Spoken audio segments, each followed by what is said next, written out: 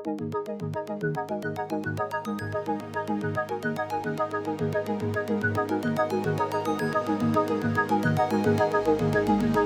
datang di podcast Penasaran Digital, di mana saya akan membahas digital marketing dan bisnis dari perspektif yang strategik.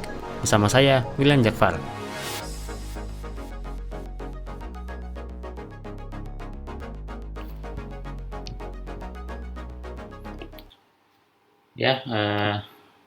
Welcome back. Balik lagi sama saya William di podcast Penasaran Digital. Setelah cukup lama vakum, saya coba update lagi di podcast. Mudah-mudahan bisa membantu banyak orang dalam digital marketing. Kali ini kita bakal bahas digital marketing untuk B2B. Jadi buat teman-teman di sini yang mungkin familiar dengan industri B2B itu model bisnisnya berbeda dengan bisnis biasa. Jadi kliennya itu bukan konsumen tapi bisnis lain, makanya bisnis to bisnis. Apakah perusahaan ini cukup banyak? Banyak sih. Kalau di Indonesia tuh supplier, terus misalnya penyedia edukasi untuk bisnis, pokoknya yang kliennya bisnis lagi aja. Jadi konsumen mereka biasanya sedikit. Atau kalau misalnya kita ngomongin segmennya tuh nggak banyak. Nah, gimana sih cara mulai digital marketing untuk konsumen, untuk pasar B2B yang karakteristiknya beda? Pertama mungkin kita bahas dulu untuk sisi digital. Jadi kalau kita bahas digital itu emang bukan cuma mengubah e-commerce atau misalnya muncul startup-startup baru aja. Sebenarnya perubahan paling besar dari digital adalah behavior kita sendiri dalam melakukan sesuatu. Kita apa-apa serba digital. Elon Musk, salah satu founder Tesla, SpaceX dan sebagainya, pernah bilang kalau kita tuh sebenarnya udah setengah cyborg. Karena tanpa smartphone kita tuh udah nggak bisa punya pikiran yang independen. Kita harus mengandalkan Google, Instagram dan sebagainya untuk mengambil keputusan. Kita udah setengah cyborg nih. Nah, karena yang berubah untuk konsumen, bisnis ini ikut adaptasi. B2C yang paling cepat berubah karena konsumennya retail umum. Jadi semua yang bisa diefisiensikan atau bikin efektif. Tadinya belanja online susah, ada e-commerce. Tadinya pesan apa-apa susah, kita tinggal masuk ke website atau DM atau apa, gampang. Nah, gimana untuk B2B?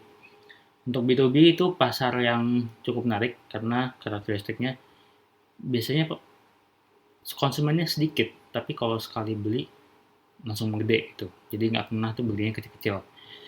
Tapi biasanya proses pengambilan keputusannya lama. Dalam artian jarang tuh ada klien B2B yang ketemu sehari besoknya langsung beli. Biasa kenalan dulu, atau misalnya ada sistem tender dulu, ada surat-surat yang harus dilengkapi, atau pitching dulu. Jadi perlu ada sense of trust ke klien agar perusahaan B2B ini kelihatan terpercaya dan layak untuk dijadikan vendor. Kasarnya seperti itu. Jadi komponen trust di B2B itu sangat krusial, terutama dalam menjalankan bisnis. Makanya banyak banget bisnis B2B yang sebenarnya mereka tuh in a way makelar, tapi networknya dijaga dengan sangat baik. Gitu. Nah, transformasi digital marketing dalam B2B itu biasanya, kalau dalam pengalaman saya, berusaha mentransformasi proses yang dulu kita dapetin lead dari word of mouth, kita dapetin lead dari mungkin tender dan sebagainya, diubah menjadi digital. Jadi dalam pengalaman saya, conversion dari B2B itu jarang sekali langsung pembelian, tapi biasanya lead. Kualitas lead itu menjadi ukuran. Nah, jadi untuk perusahaan B2B itu penting banget buat punya proses bisnis yang solid di relationship manajemennya gitu. Kita bahas satu-satu ya. Tadi kita sempat bahas tentang B2B dan B2C. Yang biasa digunakan oleh B2B itu tadi saya sempat sebut bangun trust. Jadi bangun trust terhadap persepsi konsumen atau dalam kasus ini klien. Gimana caranya bangun trust? Kita perlu tahu dulu dari kacamata kliennya. Gimana cara klien menemukan bisnis-bisnis B2B. Ada beberapa channel yang paling sering dipakai kalau menurut pengalaman saya dari B2B, yaitu salah satu diantaranya SEO, yaitu konsumen atau klien nyari di keyword di Google, media sosial, tapi nggak semua media sosial bisa dipakai, dan email. Email marketing itu sangat powerful di B2B karena kalau kita ketemu dengan orang yang tepat, maka dia bisa jadi langsung percaya sama kita. Tentunya dengan kombinasi message yang tepat, eh, waktu yang tepat, timing yang tepat, dan offeringnya yang tepat juga gitu. Jadi ada 3 yang biasa sering banget dipakai ya. Sisanya kadang dipakai, kadang enggak. Iklan kadang-kadang dipakai, kadang-kadang enggak. Cuman B2B itu kan scope pasar yang sangat kecil. Biasanya hubungan yang dibangun pun cukup solid untuk antar klien. Jadi mereka butuh approach yang lebih personal. Kita bahas satu-satu mungkin dari SEO ya. SEO kan atau Google Search Engine yang sering kita pakai, itu kan kita udah sangat percaya dengan informasi yang ada di sana. Saking percayanya, kalau misalnya ada informasi yang nggak ada di Google, kita anggap brandnya itu nggak valid, nggak ada lah gitu. Itu kan hasil dari uh, powerfulnya produk Google dalam menemukan informasi. Kita jarang tidak atau kurang puas dengan informasi Google. Mungkin di tahun 2000-an awal kita kurang puas nih dengan informasi Google karena kita perlu riset lebih dalam. Tapi sekarang jarang banget sih kita nggak puas sama informasi Google. Nah, karakteristik untuk eh, perusahaan B2B itu punya keuntungan banget kalau misalnya dia teroptimasi di keyword-keyword yang super spesifik. Super spesifik dalam artian keyword itu nggak bakal dicari sama orang nggak punya intensi mau nyari perusahaan B2B. Contohnya misalnya, bayangin kalau ada perusahaan konsultan sipil yang muncul di keyword konsultan sipil terbaik di Indonesia. Atau misalnya konsultan sipil terbaik. Kredibilitasnya bakal langsung muncul. Karena dia nggak perlu keluar-keluar bilang kalau, oh gue paling bagus, oh gue udah 20 tahun jalan, oh gue udah nangan proyek A, B, C, D, E, F, G. Cukup masuk di Google, orang langsung mikir, oh ini pasti perusahaannya bagus nih, kalau nggak mungkin nggak muncul di Google gitu. Walaupun kita nggak pernah dengar sama sekali perusahaan itu sebelumnya. Kasus yang sama terjadi di banyak sekali tempat ya. Jadi kalau misalnya kita lagi nyari supplier A, supplier B, supplier C, kalau misalnya namanya muncul di Google, itu kredibilitas langsung naik biasanya. Apalagi kalau misalnya namanya muncul di beberapa keyword yang nyambung. Jadi kita semakin recall dengan brandnya. Makanya ada beberapa approach. Ini kan kasusnya pakai SEO ya, jadi organik hasil pencarian langsung muncul. Untuk beberapa brand yang dalam kapasitas saya manage, kita tuh luncurin strategi SEM atau paid search. Jadi hasil pencariannya tuh ada versi ads-nya. Biasanya ini membantu untuk ngasih validasi atau traffic terhadap keywordnya. Tapi kalau misalnya posisinya bagus, dia bisa nambah kredibilitas atau trust untuk perusahaan itu atau brandnya. SEO nggak cukup cuman sendiri, dia butuh website. Cuman website rasanya yang dibutuhkan adalah informasi yang tepat. Jadi kita nggak bahas website secara spesifik karena website itu kurang lebih sama ya untuk semua model bisnis. Jadi asalkan dia punya CTA, asalkan websitenya itu sangat clear apa tujuan per halaman, rasanya sudah sangat cukup. Untuk media sosial yang kedua, ada beberapa media sosial yang relevan. LinkedIn salah satunya. LinkedIn itu paling banyak dipakai untuk bisnis. Namun LinkedIn seringkali dipakai buat spam, biasanya untuk sales yang berhubungan dengan B2B, mereka DM, jualan dan sebagainya. Ini sangat dihindari karena sebenarnya metode spam itu sangat merusak trust dari sebuah brand. Yang bisa dilakukan untuk sosial media, ini sosial medianya nggak harus LinkedIn, kalau dirasa Facebook atau Instagram atau Twitter cocok, rasanya bisa dipakai. Yang harus dilakukan adalah bikin konten yang nyambung dengan audiensnya gitu. Jadi yang pertama sebenarnya kalau kita mau masuk di sosmed sebagai B2B, jangan banyak promo. Karena B2B itu kan karakteristiknya mereka cuma punya promo. Jadinya menyebalkan untuk mengikuti sosial medianya. Promo lagi, promo lagi. Saya pernah ketemu satu klien yang mau bikin app khusus untuk supaya eh, konsumennya bisa lihat promo mereka sehari-hari. Siapa yang mau download? Masa ada orang mau download app isinya promo doang gitu. Promo perusahaan dia doang ya. Kalau promo orang macam-macam sih mungkin ada value gitu. Nah, jadi konten-konten yang perlu muncul adalah konten-konten yang sifatnya awareness. Awareness dalam artian ini tuh kita tuh nggak terlalu pengen jualan, tapi kita tuh selalu edukasi, ngasih informasi yang berguna buat eh, calon konsumen kita dan sebagainya. Ini tuh persis strateginya kayak strategi billboard atau brosur zaman dulu. Metodenya pokoknya kita muncul di mana-mana supaya orang yang tepat melihat kita. Nah, di sosial media kita bisa pakai hashtag, di LinkedIn kita bisa pakai hashtag dan sebagainya. Jadi kita bisa mengejar audiens yang sesuai dengan yang kita pengen. Tentu kalau misalnya kita ngerasa kalau audiensnya terlalu sempit, kita bisa lebarin dengan iklan. Tapi rasanya di awal konten sosial media untuk B2B perlu dipasang untuk awareness yang seluas-luasnya. Yang ketiga, email marketing. Email marketing ini cukup konsisten buat B2B ya. Jadi email marketing itu kan metodenya ada dua. Ada yang dua nih yang cukup umum, newsletter sama email promosi. Jadi newsletter ini versi awareness dari email marketing. Jadi kita tuh ngirim semacam bulletin mingguan atau bulanan di mana orang bisa baca, orang bisa klik, orang bisa mendapatkan informasi dari sana. Untuk banyak sekali klien B2B yang untuk banyak sekali kliennya B2B itu orang kantoran, mereka harus buka email misalnya dari jam 9 sampai jam 5 sore. Itu wajib tuh harus dibuka dan biasanya mereka memperhatikan email-email yang dibikin dengan cukup baik. Dalam artian subjeknya baik, nggak terlalu kelihatan jualan, dan sebagainya. Email, yang kedua, yang promosi biasanya dipakai kita coba sempitin. Jadi orang yang dapat email nih, email promosi ini nggak semuanya, tapi orang yang tertarik dengan bisnis kita. Caranya gimana?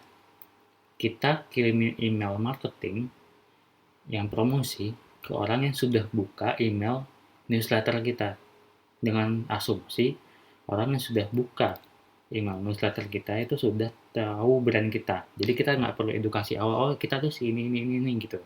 Kita nggak perlu kayak gitu. Nah, email marketing ini cukup tricky karena komponennya banyak banget. Walaupun kelihatannya super gampang, banyak banget brand-brand B2B yang eksploitasi email marketing pakai spam. Jadi misalnya mereka beli database, terus mereka coba broadcast di Google, di Gmail, terus berharap ada yang Noel. Pada kenyataannya, kalau misalnya kita broadcast kayak gitu, fraud Gmail bakal detect itu sebagai spam.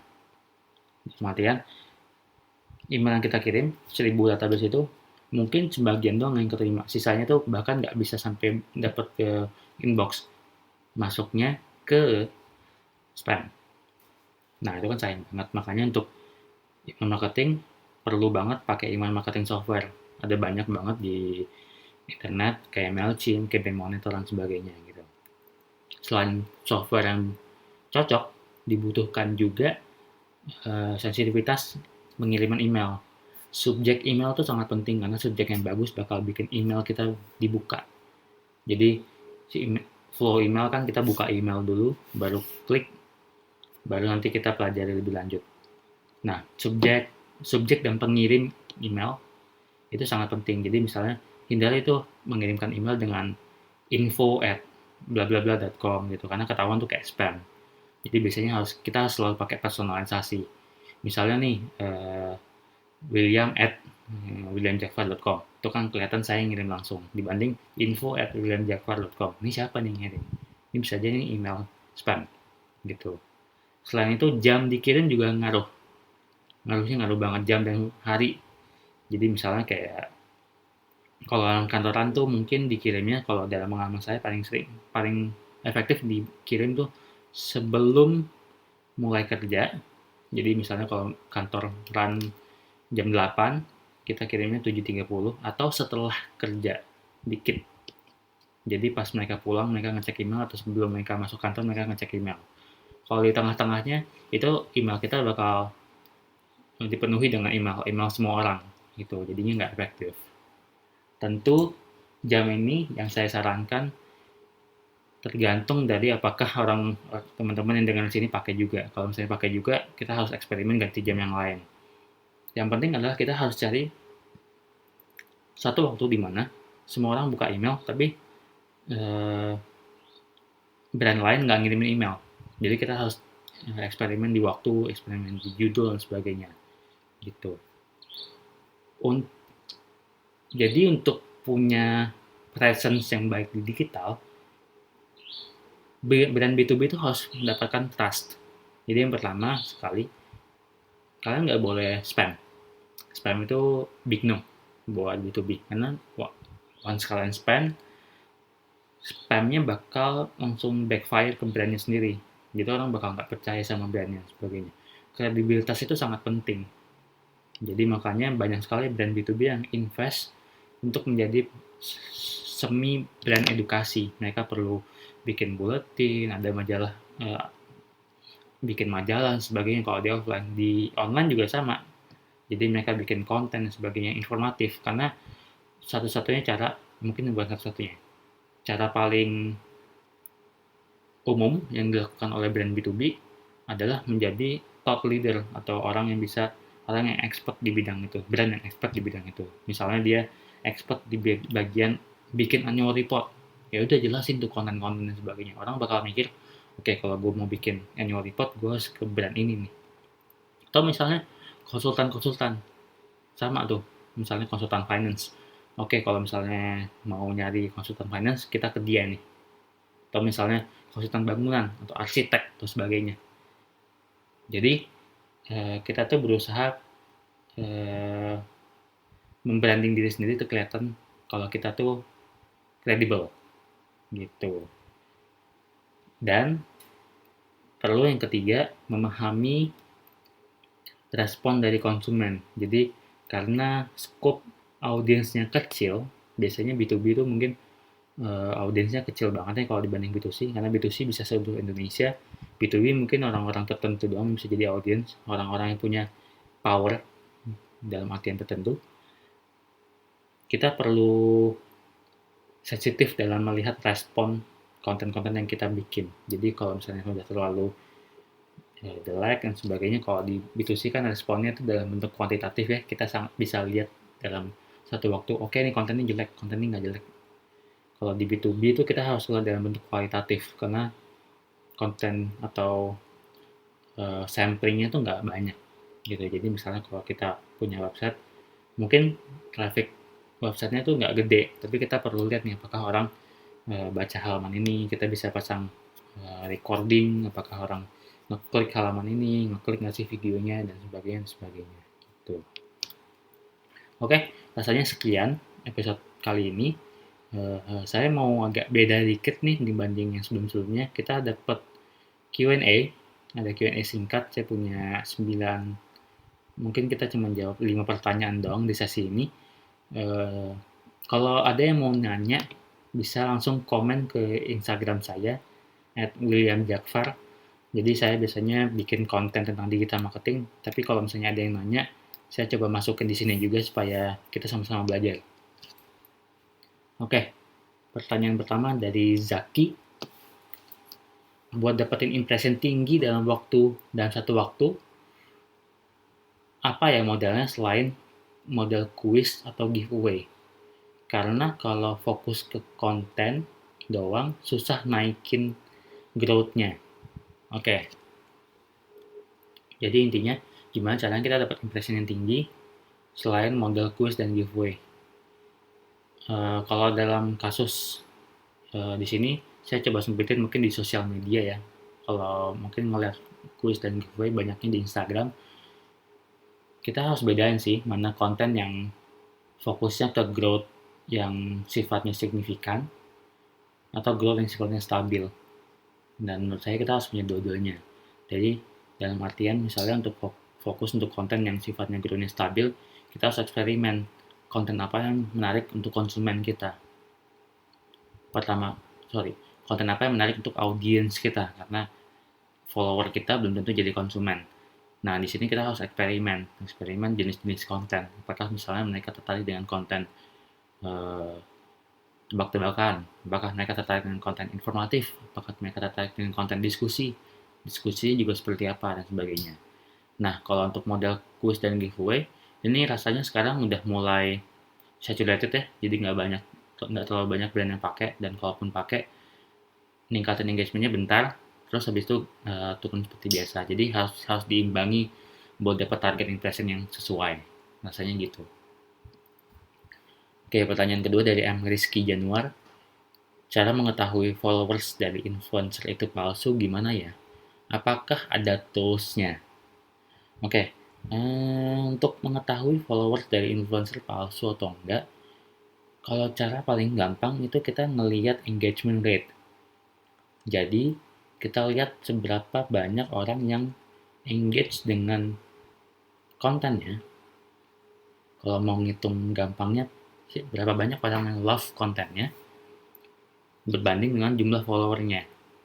Misalnya nih, followernya tuh 1 juta, tapi likes per kontennya rata-rata cuma 1000. Berarti kecil banget dong. Biasanya tingkat normalnya tuh sekitar 0,5% sampai 1%. Ini tergantung berapa tingkat followernya. Kalau misalnya 10.000 ada rate-nya masing-masing. Kita bisa lihat dari sana karena banyak banget akun-akun influencer atau mengaku influencer yang engagementnya aneh. Jadi followernya 50.000 tapi yang likes cuman 50, 100 gitu. Itu biasanya followersnya palsu. Selain itu, kita juga bisa lihat dari tool kayak Social Blade. Social Blade itu kita bisa cari username Instagramnya, terus kita lihat kenaikan atau kenaikan followernya per hari. Kalau misalnya followersnya makin hari makin turun, tapi postnya kelihatannya aktif-aktif aja, mungkin dia lagi seleksi alam tuh, follower palsunya mulai hilang-hilang semua tuh, gitu. Oke, pertanyaan ketiga dari Dam, lucu nih namanya, Dam. Ini username Instagramnya ya. Gimana caranya mengubah sentimen brand yang dijelek-jelekin oleh kompetitor?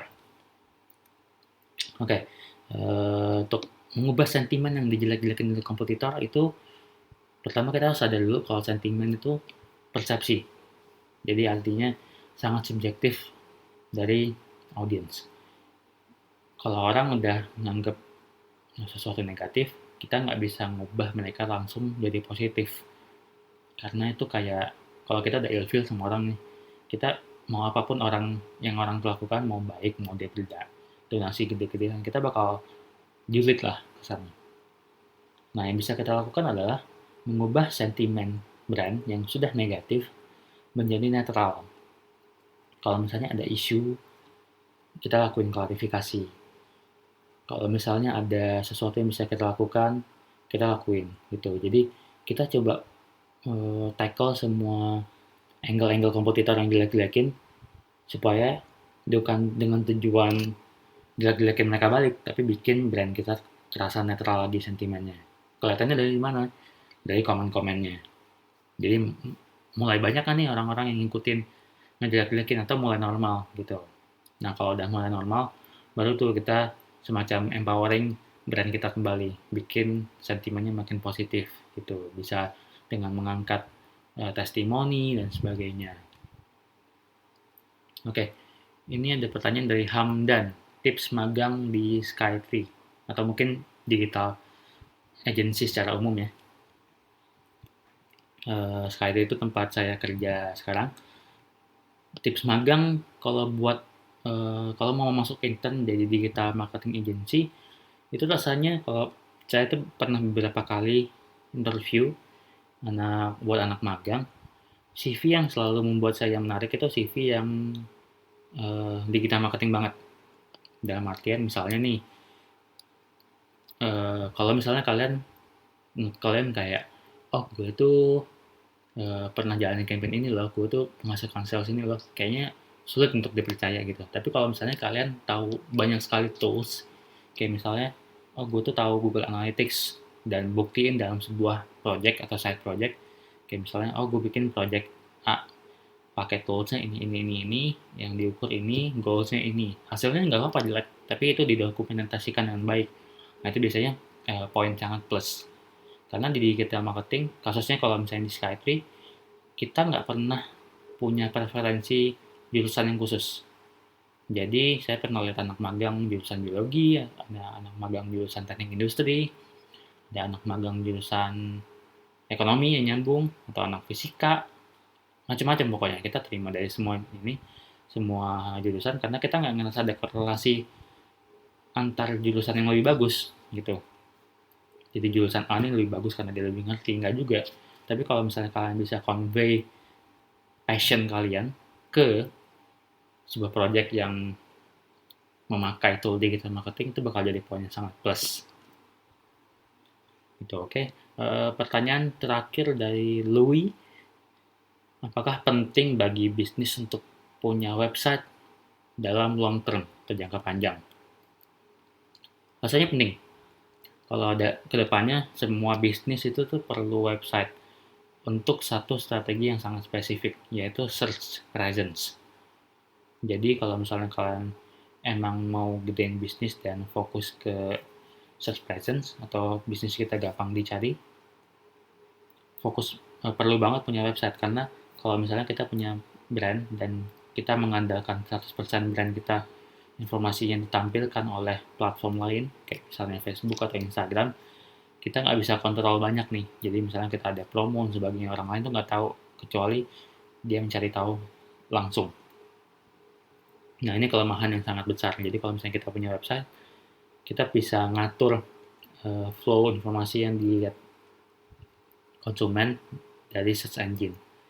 Selain itu juga, website ini punya kemampuan cookies-nya yang sangat powerful kalau misalnya kita gabungin dengan beberapa tool iklan kayak Facebook Pixel atau Google Ads Conversion. Jadi kita bisa scale bisnis kita dengan lebih gede.